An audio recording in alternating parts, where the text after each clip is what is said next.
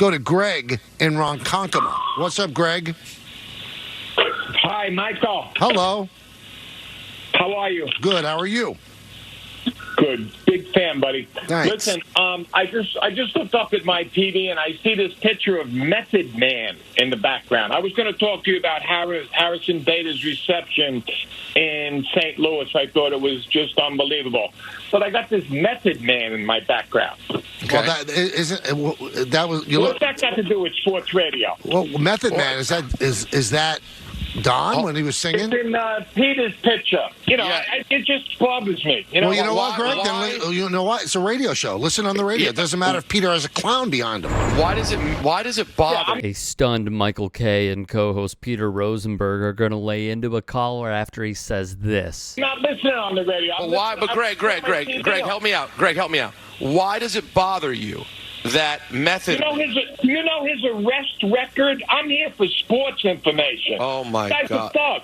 Dude, Greg, shut your mouth. Shut your stupid, ignorant mouth. You know nothing. You know nothing about Method Man. Nothing. He's a thug. Shut your stupid, racist mouth, Greg. How about that? Shut up. No more for you, Greg. He's a racist. You're a racist, Greg. Anyone who would look at a picture of Method Man and be offended when you look up what he's contributed to the world and you want to call him a thug, you're a racist piece of garbage. Hang up on Greg. Goodbye, Greg. Shove it. I'm amazed that the background behind Peter is upsetting Greg. Aside from just being wrong, using the word thug is preposterous. John H. McWhorter, associate professor at Columbia University with a BA from Rutgers and PhD in linguistics from Stanford, told NPR, the truth is that thug today is a nominally polite way of using the N-word. When somebody talks about thugs ruining a place, it is almost impossible today that they are referring to somebody with blonde hair.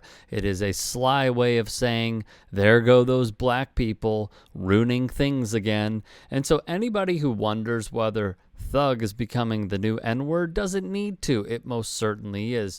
Per NBC News, the term originally was in India to describe gangs of thieves who swindled and lied, and was eventually co-opted in the West over the last century with the same criminalized connotation through books, music, and movies. Trimacoma Lancet of Michigan State University agrees with John McWhorter.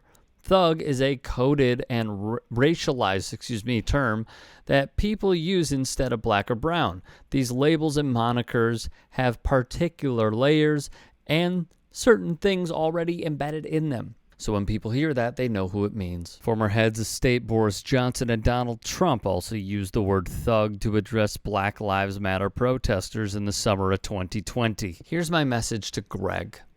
Don't use that word ever again. You got your ass handed to you on national television in a clip that is going to get your name around. And people are going to know who you are in this town. It's time to educate yourself. And as a society, we do allow that window of time for people to right their wrongs and change their ways. The ball is in your court. Because what you did, I completely, wholeheartedly agree with Rosenberg, is deeply racist. Do better.